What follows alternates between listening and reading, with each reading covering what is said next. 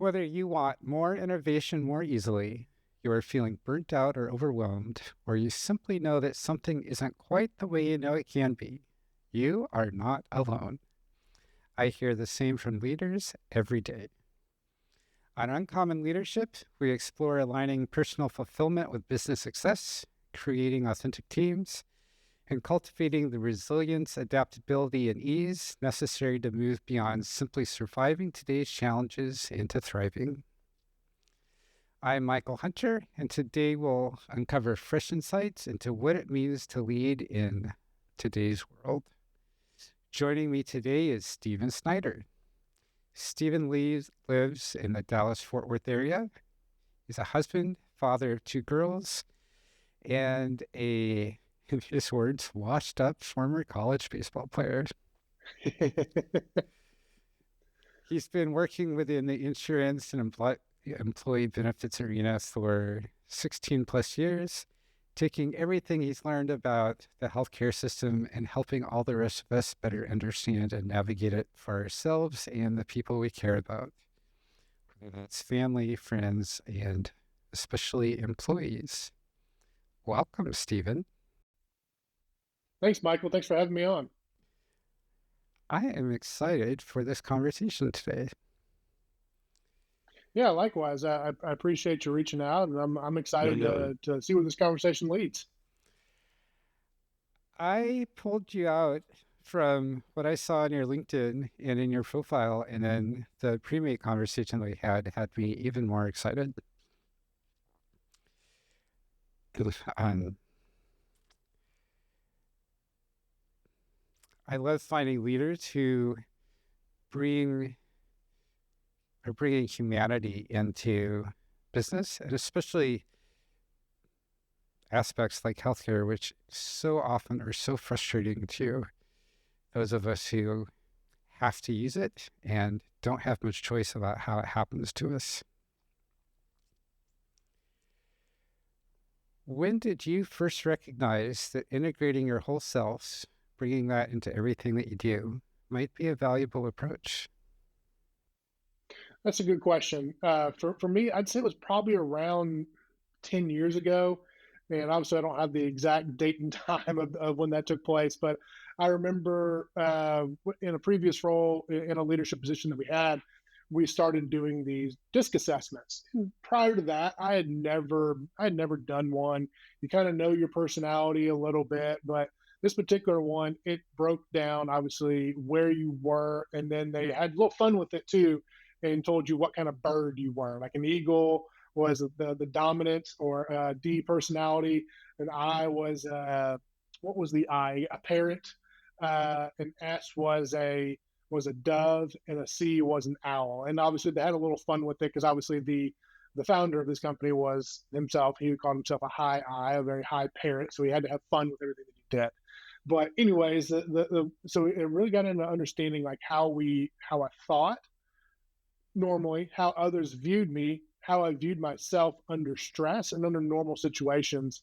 And I started to recognize it. And I'm reading it, I'm going, wow, that's spot on. So it helped me to recognize triggers amongst myself. And then, of course, I was a high S and a high C, just for the listeners to know. The high C in me became the classical overthinker. And I was like, and started overthinking everything about it. But as I got into it, I started to recognize cues and triggers about myself and going, okay, well, how do I bring this authentically to myself every single day? The first was by starting with the classic overthinking, and then before the actual application of it. But it allowed me to really understand myself, how I thought, and what were the triggers that led me so that way I can continue to figure out how I can be better at everything that I do and improve, and then also bring that to others that I was leading at the time as well. And for audience who don't know, DISC and the DISC are Yeah, one of the plethora of personality assessments that yeah. There are businesses a million of use. those out there. Was your company using DISC for a particular reason, or this was something that they happened to use at this point and then um, I actually don't know the answer to that.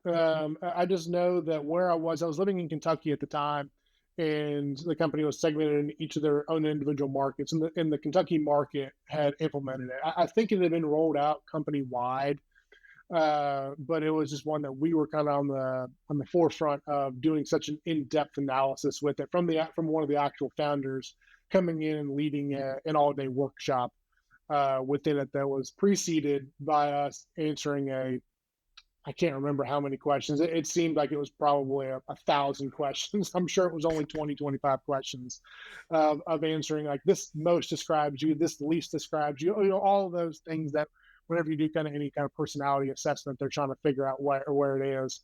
But I just thought that it was interesting because I think they're rolling it out to a leadership team first, and I think it was more for us as a leadership team to be able to one, know ourselves so we can best lead, but two, be able to know our own people so we can pull the best out of them also, while still being able to drive more sales at the same time. Uh, so I think it was us trying to look into buying cues and things like that. But what I got most out of it was, knowing myself, but then also knowing those that were under my leadership, and then the sales was later because obviously those things mattered. But it was about how do we get the best out of ourselves and out of our teams. In however much detail you're comfortable relating, what are some of the triggers that this assessment helped you understand about yourself, and what changes did that drive in the way you approached your work and the people you worked with?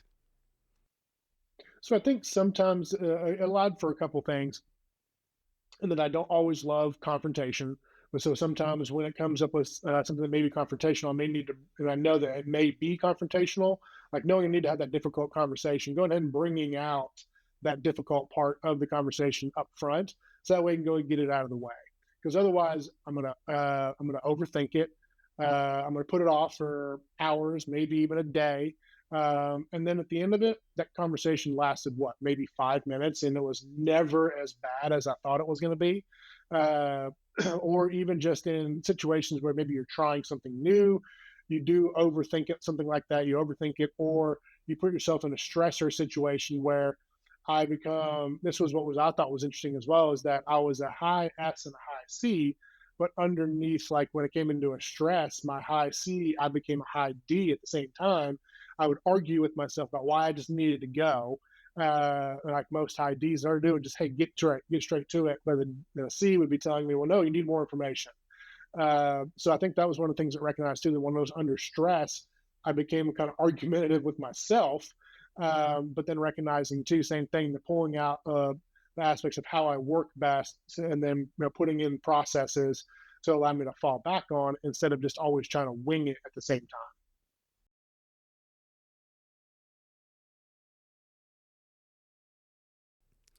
How have you found that where you self assessed back then has evolved over time? If you look at yourself, if you were to take the assessment again now, how close to what your results were there do you feel you would be now? That's interesting. The one that was the lowest for me was the I, and being the interactive, essentially being the extrovert. I've always found myself being on that introverted extroverted line, but I think it's because when I was around people that I was comfortable with, the extroverted side maybe showed up a little bit more. So if I was around, say, 10 people that I knew very well, and then a 11th person came into the equation, that 11th person would never know that I was an introvert. So I think that is probably the if I were to do it again, I think maybe the I would show up more. And I notice this more when I go to events such as like networking or things like that, to where you really do have to put yourself out there a little bit. That I'm finding myself much more initiating conversations versus going over to say, hey, I see Michael, let's go talk to him. I see him 3 times a week, but let's talk to him at a networking event when I need to go meet new people. Michael may be my initial point, but I'll say, hey, well, Michael, good to catch up with you, and go find myself or bring people into the conversation. Hey, have you met Michael? Or Michael, have you met so and so?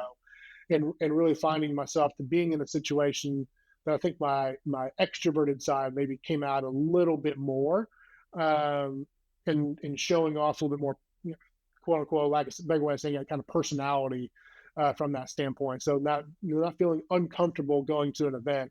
I may sit in the car for a moment before I get in, just kind of compose myself, but I'm still going in and feeling much more comfortable in those scenarios. So I think it's more like those social settings where I was never socially awkward, but it was a I just didn't necessarily want to, maybe didn't always want to be in a social setting because being a much more naturally introverted person, it was, you know, that wasn't the most comfortable place for me to be. So social settings, I think, are probably where that's probably changed more, and I find myself being much more comfortable in those scenarios.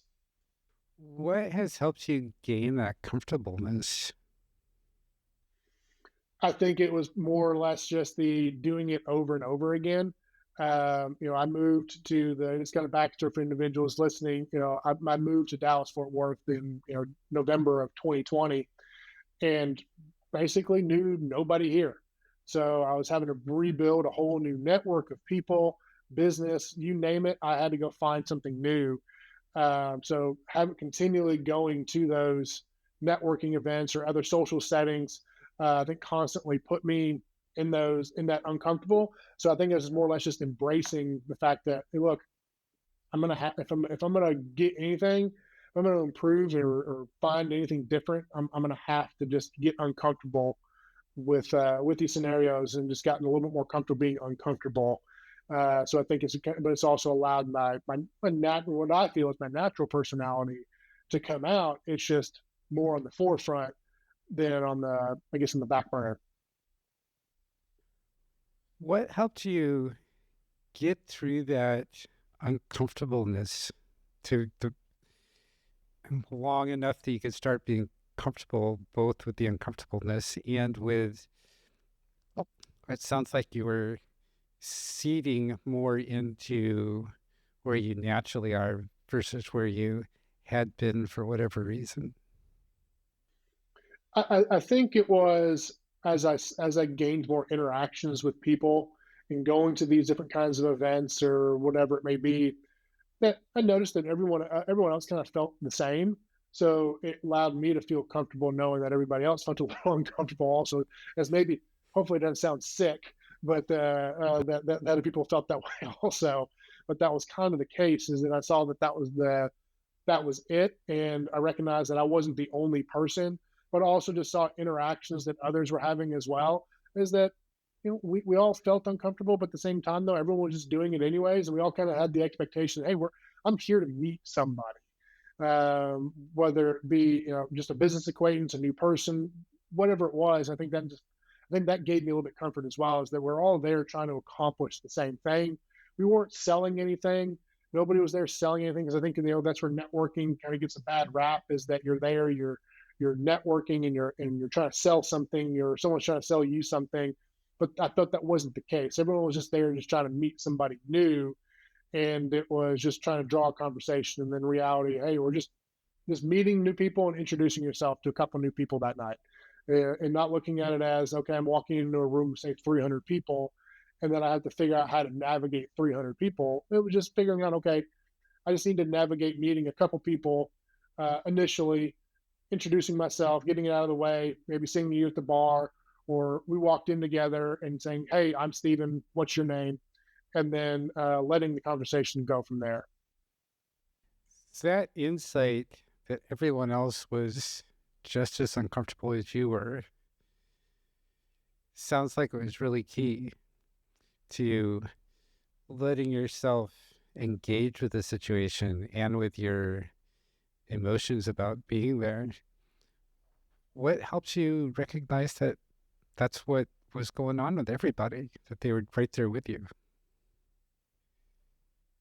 That's a good question. I think it might have been more just as I became most comfortable, or a little bit more comfortable, I started noticing people doing some of the trends that I would do, maybe kind of going in, standing next to the bar or standing off into the side, and recognizing that you'd find those in multiple corners of the room, that there were some people doing that, or, you know, checking their phone. Well, hey, I just got a text message.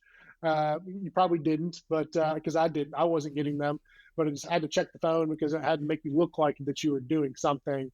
so there wasn't you weren't standing out, but in reality, that person we kind of were standing out in a sense of I can tell this person may or may not feel comfortable being here. So I think it just allowed. So from that standpoint, I think it just allowed me to do that, but also from an overall perspective, it allowed me to recognize that in people and just being kind of being a people person in general, even though the disc assessment wouldn't have necessarily said that, or people may not recognize it initially, allowed me to kind of pull out those conversations also.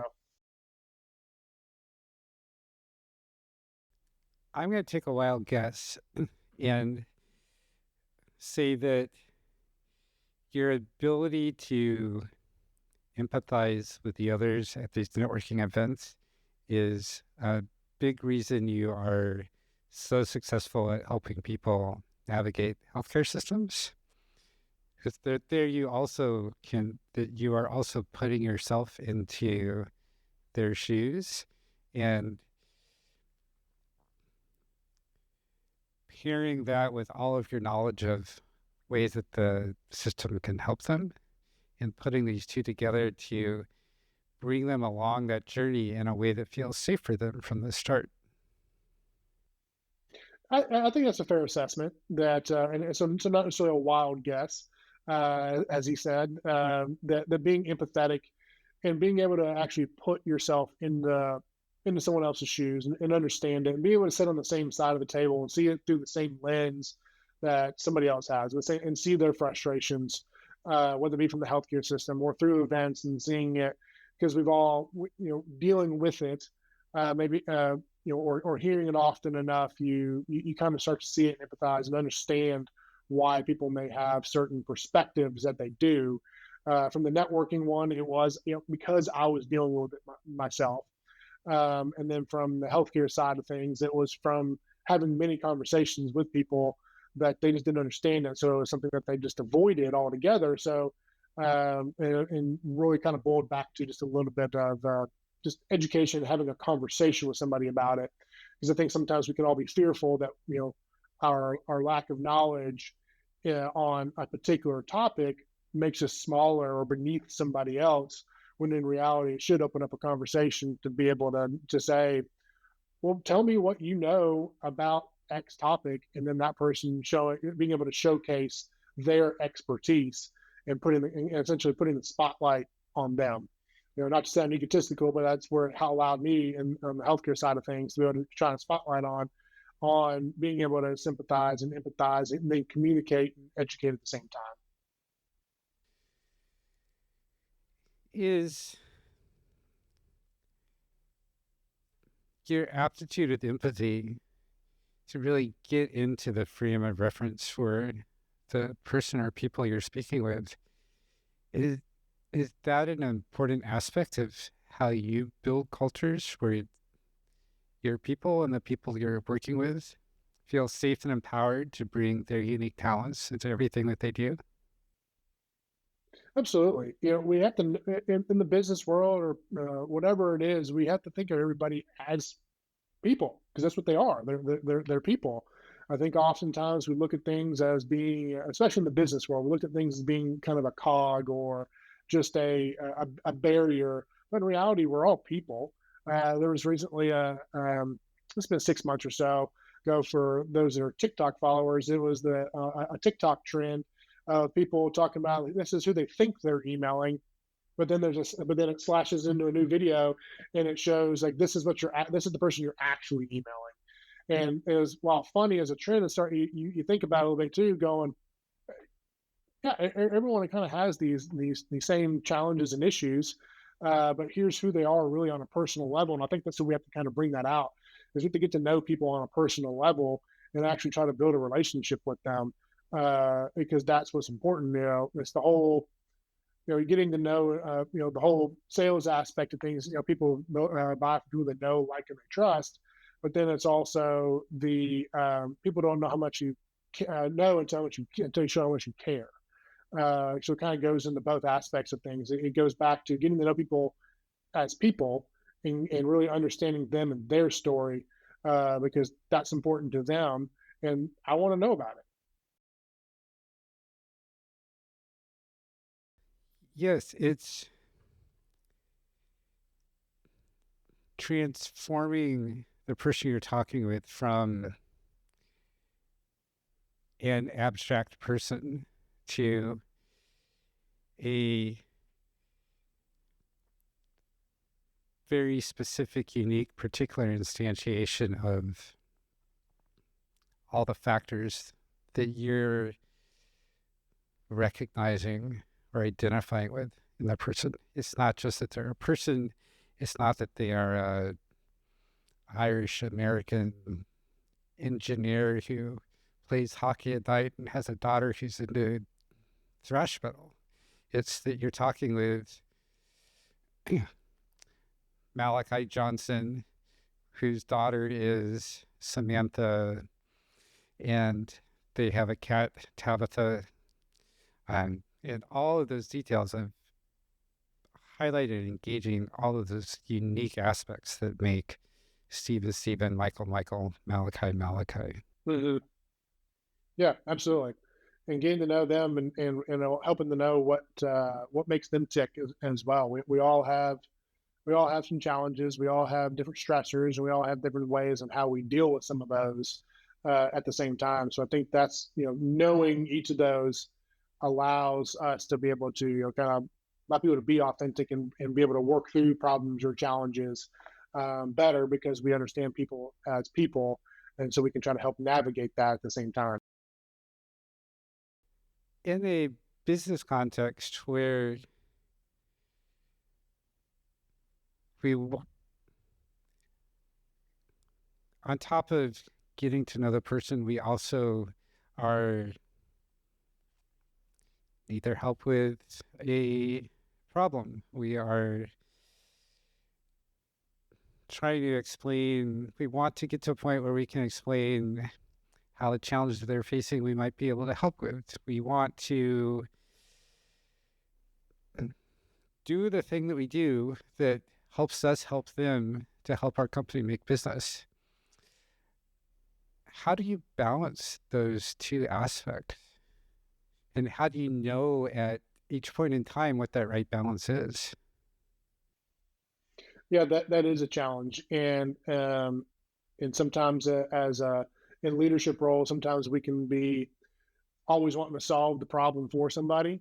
So I think sometimes it helps us to get in their frame of reference as well by just by asking, well, hey, Michael, what is it that you've tried, and what was the result of it?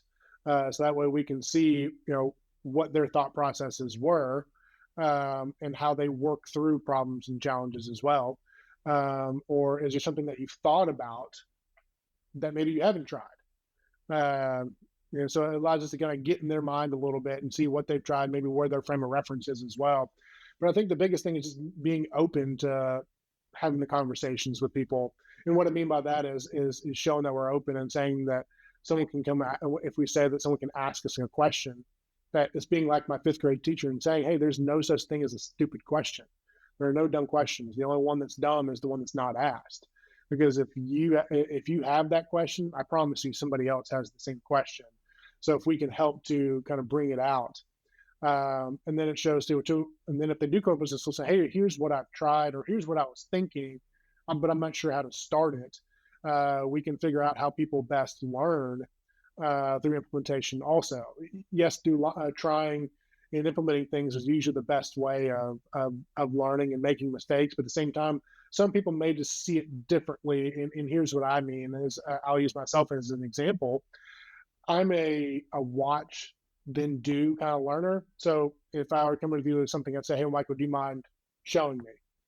Even if you screwed it up, I'm going to appreciate the fact that you did that. But I'm also going to see too that, okay, I don't have to be perfect with that because again, I can be the classic overthinker, and that it may need to be a perfectionist. So when I see you mess it up, I go, okay, he's still here. I can do this too, and then working myself through it, or just maybe taking that person that may be that dominant type A, that more that type A personality that I'm not necessarily, and seeing them work through a problem or challenge and with the confidence that they have, and then being able to mirror that.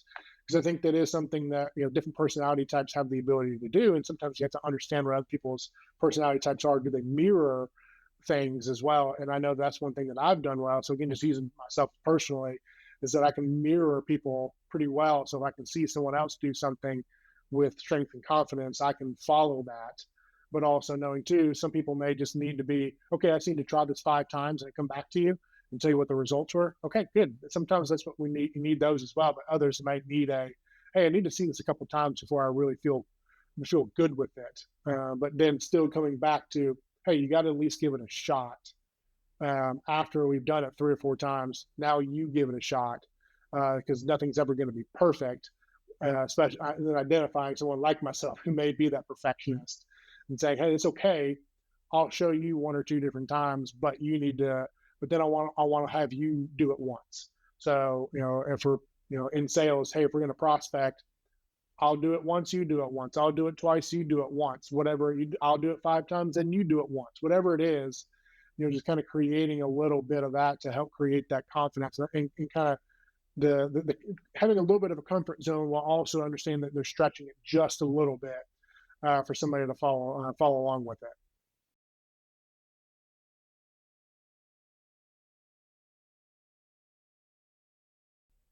So, would it be fair to say that the best way to move the business forward is to build the relationship? And the best way to build any relationship is to engage the individual.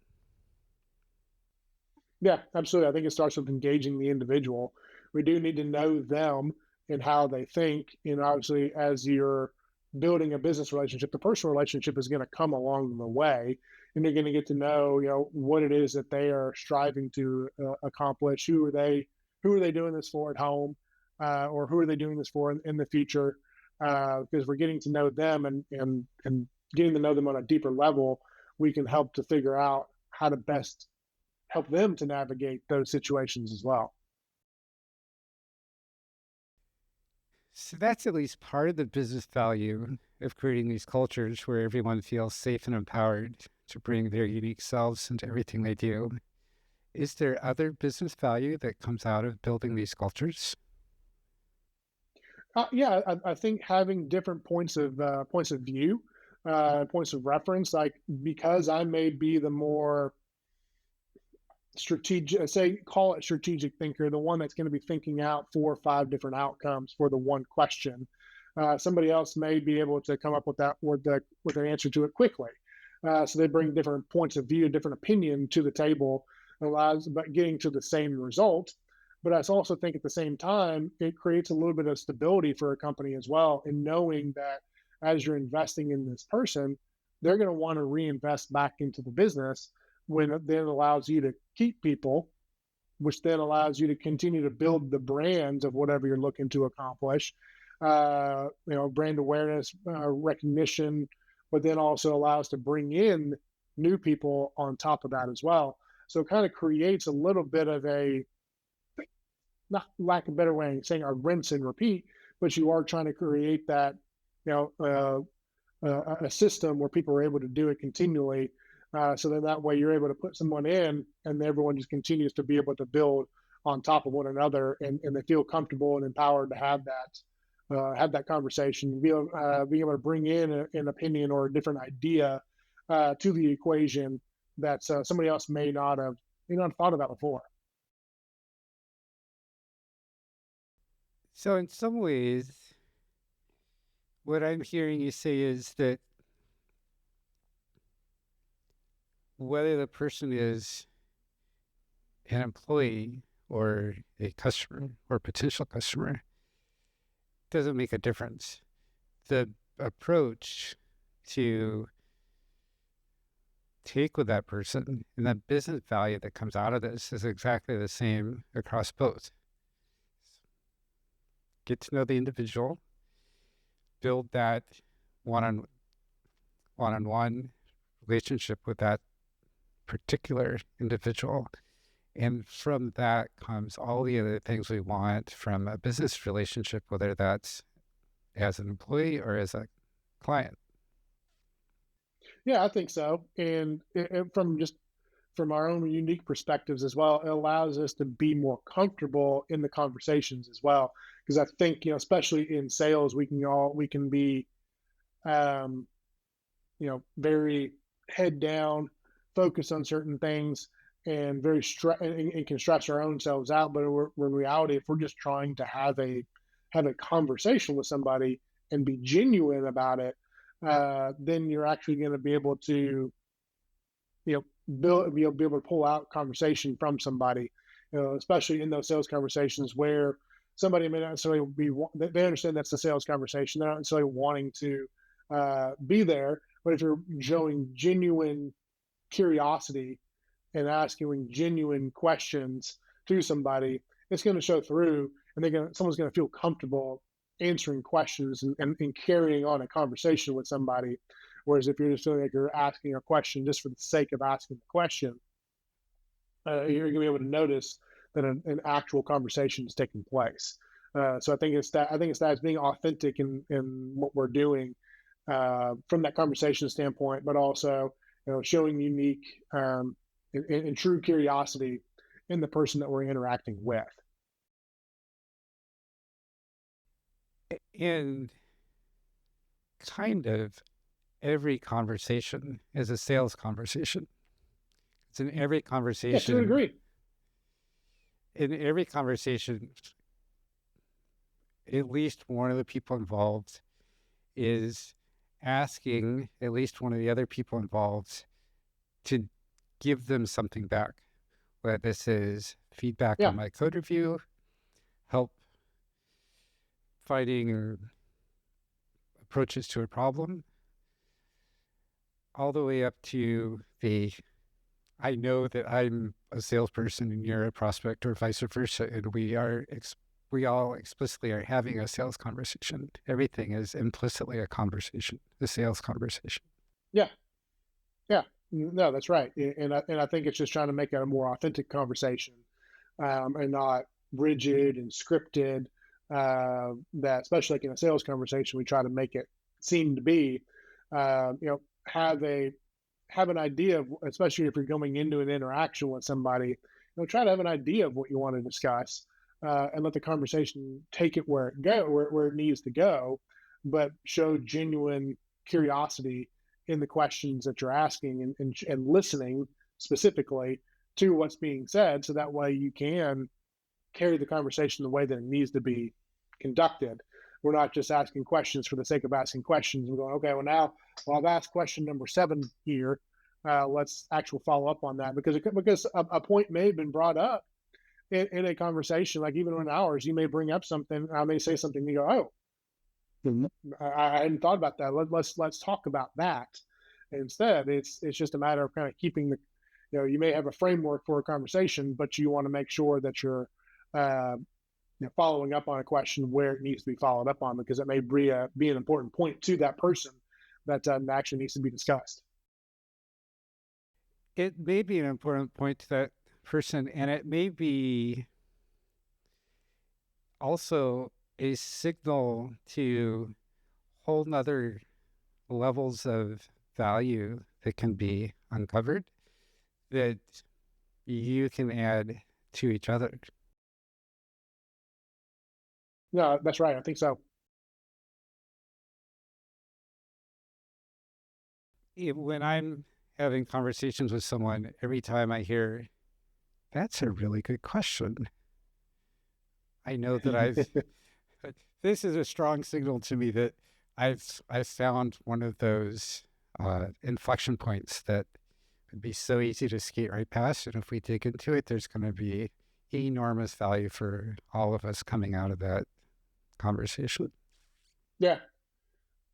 No, absolutely. When someone says, "Yeah, that's a really good question," they likely meant it, and it just means that you're having to really think about that now.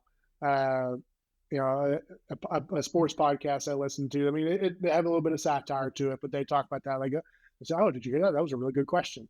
So, so that's what got me thinking about that when you said that. I was like, yeah, because it does get us on a different level of thinking when we know that there was a good question being asked. So it's allowing that person who was asked the question to being having to think a little bit deeper, a little bit harder about what they're going to say, because they did think of it so profoundly.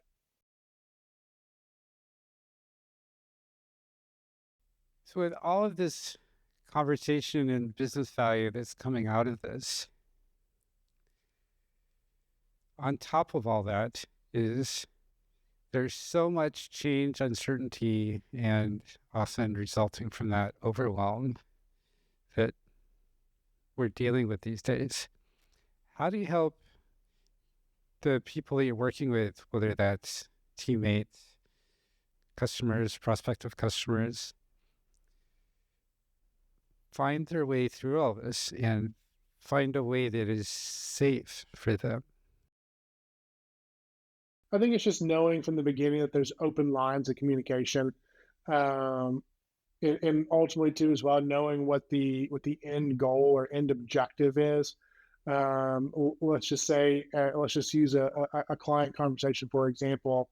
If we know what their objective is to be achieving, say 3 to 5 years from now, I may ask that around their benefit program, because that's what I do. So tell me 3 to 5 years from now, if we're having the same conversation, what are we celebrating? What did we accomplish over the last 3 to 5 years? But they may also start. They may jump into something that's happening in their business. So I think it's knowing and kind of keeping that open line of communication. So everything that we're doing is being intentional, moving it towards whatever the end goal is. And same thing if you're someone in your, under your leadership, what is it they're wanting to accomplish? If it's a revenue goal, is it a uh, or why is it the revenue goal? Is it because they wanting to buy a house or whatever it is? Like kind of understanding like what are we all working towards? I think is kind of going back to that, remembering that part of the conversation. And that again, it goes back to the open communication, but also to the knowing of people. So that way, when there are stressors, when there are things that are happening, just saying, hey, here's what that process looked like. Here's kind of what we had talked about before. Here's ultimately where you were trying to move towards, and then saying, is it moving us closer or further away from that? But I think it starts with knowing, kind of Stephen Covey aspect of keeping the end in mind, but also just knowing that it's keeping open communication, so that way you can work through problems, challenges, and having solutions for everything. For people who are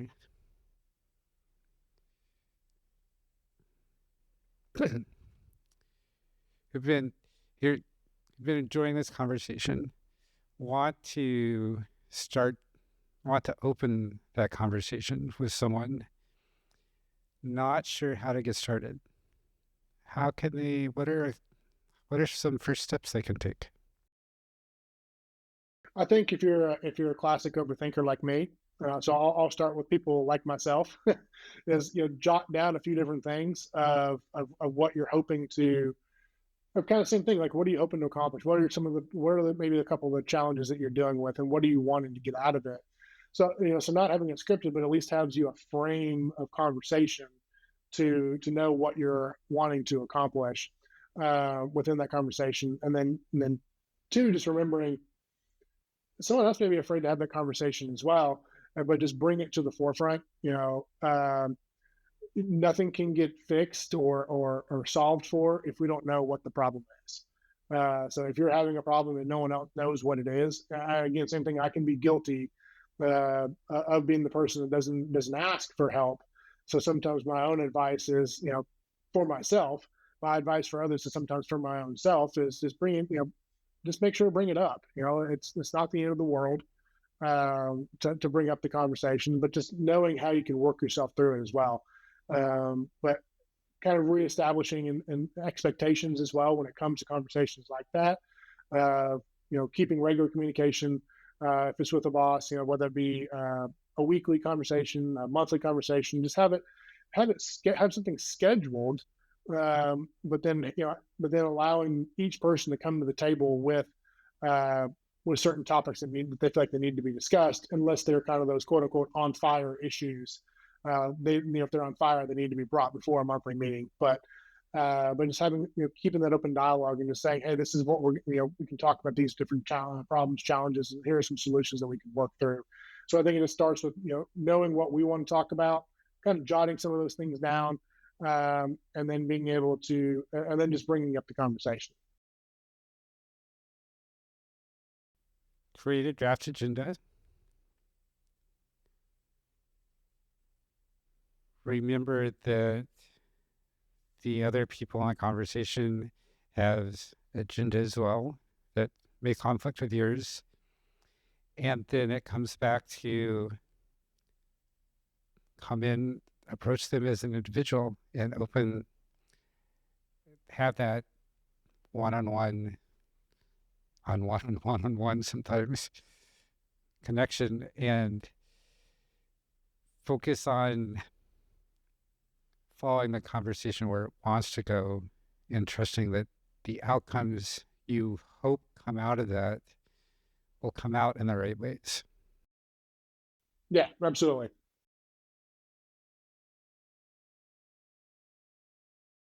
For everyone who's watching, listening, reading, and would really digging everything we're talking about, would like to go more in depth with you about these topics, creating authentic relationships, what's the best way for people to find you, connect with you? Yeah, they can find me on LinkedIn. It'll spell my name Stephen with a PH, Stephen, and then Snyder like the pretzels. Just unfortunately, as I tell everybody, there's no relation to the pretzel family. Um, but so SNYDER, and I'm in the Dallas Fort Worth area. So you should be able to find me there. Like Michael said, in my profile, I said that I'm a washed up former college athlete. So that's right there in my headline. So when you find that person, that's me. That's great. And I'll have a link to that in the show notes. And then you have the YouTube channel as well. What do you talk about there? Yeah, I do. Mostly, it is an education channel for business leaders on insurance topics. So it may not be for everybody who's listening to this, unless you are one of those like, hey, I don't know how to do something with insurance. What is this term? What is that term? And kind of using the baseball terminology of when I played, kind of at the height of the steroid era back in the mid 2000s. The it is called performance enhanced benefits on YouTube. So kind of performance enhancing your benefits is kind of the play on that. Instead of performance enhancing drugs, just performance enhanced benefits on how you can get the most out of your benefit program, and just different things to think about. There's things that are there.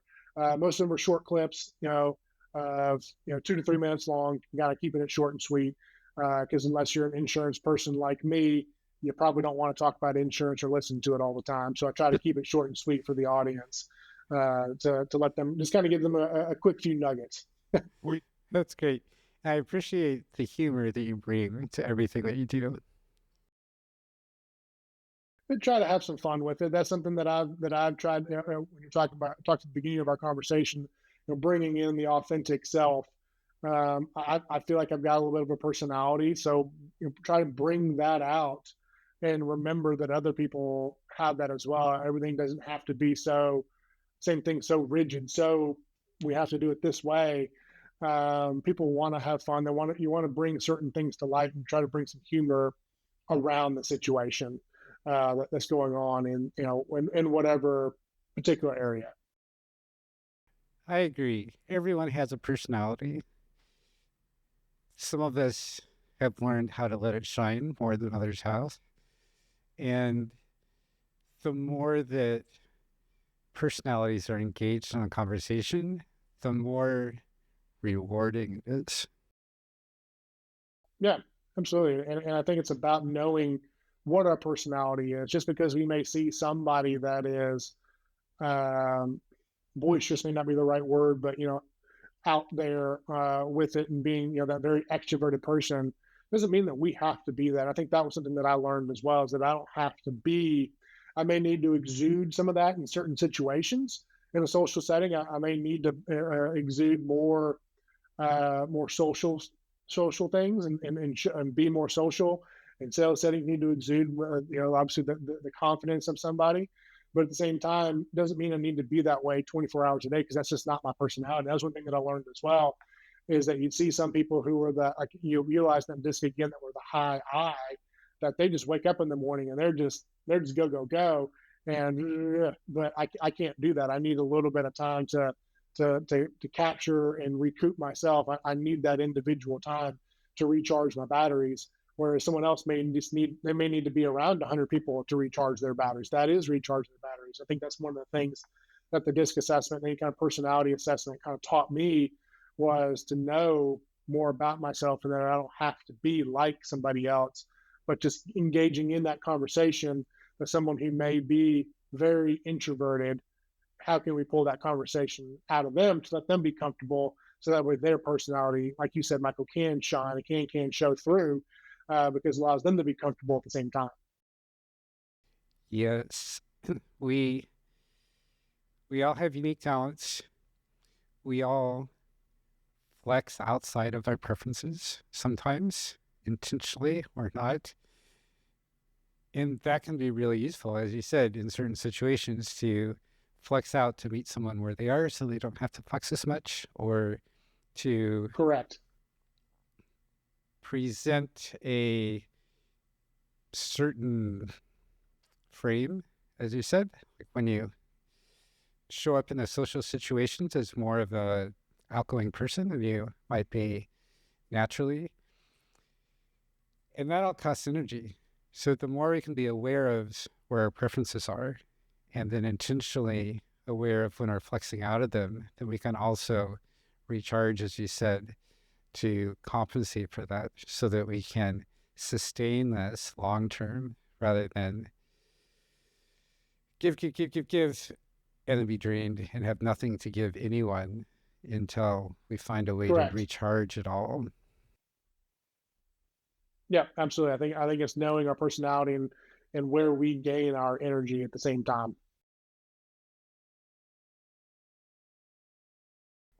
What have you found helps you regain your energy when you're in situations that don't let you do what you would prefer to do? I think it's, knowing that, like, as I'm driving, so I'll just keep using the networking example. As I drive over to an event, using that windshield time as my individual time to be able to recharge my batteries, whether that be listening to music, listening to a podcast, or listening to an audiobook, something that allows me to just kind of maybe, I'm not one that necessarily that sits in deep thought, but listening to those kind of puts me back into that area where I may be able to have some thought while I am listening. But I think it's just having that knowing and having that individual time. I think is big as well. What would you like to leave our audience with today, Stephen? I think just knowing that communication and relationships are two sided, whether it is a sales relationship, client and prospect, or salesperson to whatever, or leadership to person.